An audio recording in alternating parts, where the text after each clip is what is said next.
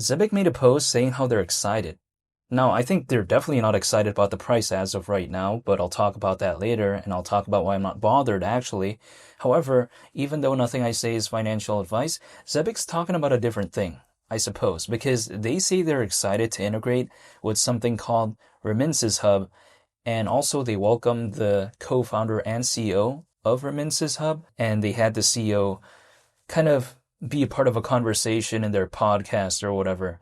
But that's besides the point. Why do I think it's pretty cool? It's because if I take a look at Zebec, they're still doing something. And when I take a look at, okay, Remittances Hub, probably it's not the most popular thing out there. But I just like how Zebec recently has been having this kind of focus, I feel like, when it comes to remittances.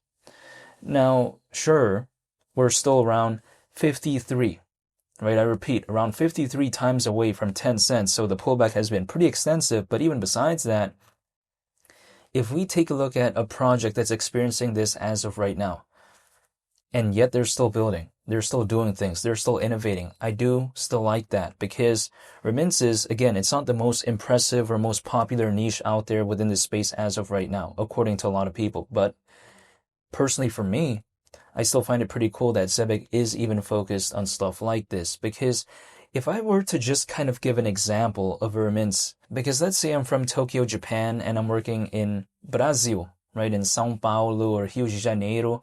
Let's say I'm working there, and then, from the income, I'm sending it back home to Japan in a make-believe scenario. If I'm doing that, then that's considered remittance. And the thing is, a lot of other projects out there, I feel like they don't really want to focus on that because they don't think it's cool or interesting. However, there is some data out there that I think kind of showcases why this could be a pretty interesting market and why I think Zebec being focused on this is not necessarily such a bad thing. Because, for instance, right, again, if I take a look at it, according to Grandview Research, the global digital remittance market is expected to reach over 60 billion by 2030. Again, this is according to them. And there's no way I could know this because we're not in 2030. So how can I know that? However, I think that kind of showcases, I think maybe somewhat of the anticipated trajectory, right? Maybe of what this space could be heading in terms of remittances. But we'll wait and see. However, if I take a look at it as well, when it comes to ZBCN overall, people like to tell me, well, who cares about stuff like this if the charts are not doing the best? Well, personally for me, I think if a project is still developing and building and innovating during a time when the market isn't doing the best, I feel like it sets it up better later on, maybe for a time when there is a better sentiment when it comes to this space. And the reason why is because the more a project develops, the more a project does, I think it kind of puts it at a better position, right? To have a better sentiment later on for the project. Because imagine if Cardano stopped building and stopped doing things back in 2020, that would be really bad. Because by the time the 2021 altcoin season came around, all the stuff that Cardano did in the past, it kind of reflected later on for it during that time. Especially when it comes to ADA, its native token. So when I take a look at something like Zebec, I don't think this is necessarily such a bad thing. If anything, I think it's pretty cool and I think it's pretty interesting.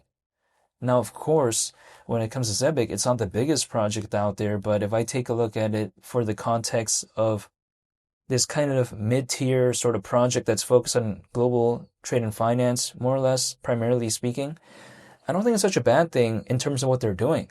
And also on top of that, ZBCN still has around 90,000 holders. I don't want to be the one that gives up. This is personally for me. However, I'm not telling anyone to do anything. Like, I don't have to believe in this. I'm voluntarily doing this. However, I just haven't forgotten about the days when Zebec had a better sentiment. And that was without even during an altcoin season. Does anyone think that June or July of 2025 was an altcoin season? I highly doubt that. Like, I don't think about it that way. And we saw what ZBCN did around those times, right? Around mid-2025. So I just haven't given up when it comes to ZBCN. And especially as of right now, I think the fundamentals of Zebec has just improved by a whole lot. Like, for instance, they achieved ISO 20022 compliance. And also on top of that, we take a look at, for instance, the new partnerships that they had. So I don't feel like anything bad fundamentally happened to Zebec. Now, things could hypothetically maybe go lower. Sometimes people like to tell me that. And I do agree because I can't control this, right? Whatever direction this market wants to move, it's going to do it with or without me. However, when I take a look at it, did Zebec become fundamentally worse? I don't feel like that is the case to me, because let's just use Bitcoin as an example. That's having a pullback. Did it automatically become worse? I highly doubt it, because the maximum supply is still 21 million. Like, okay, what bad thing happened to it? A lot of people just leaving? Like, that doesn't make the project fundamentally bad, I feel like, in a lot of cases. So when it comes to Zebec, I just kind of have the same principle, basically. Like, I don't feel like it just became way worse. I just feel like the sentiment isn't doing the best. The analogy that I would have sometimes is like a used car, right? Someone's selling, but someone's buying, right? That's the thing. If someone's selling a used car, there's someone else buying that. So when I take a look at ZBCN as of right now, sure, some people are exiting, but some people are entering as well. They're entering at a time when some people are exiting. Now, this is just sometimes my mindset, but I'm still dollar cost averaging once a month. When people are ignoring something the most, that's when I want to be more focused. This is my mindset. But we'll wait and see. However, I'm still dollar cost averaging once a month, and I can't control this, but I just don't want to leave and just realize all of the downwards movements, basically.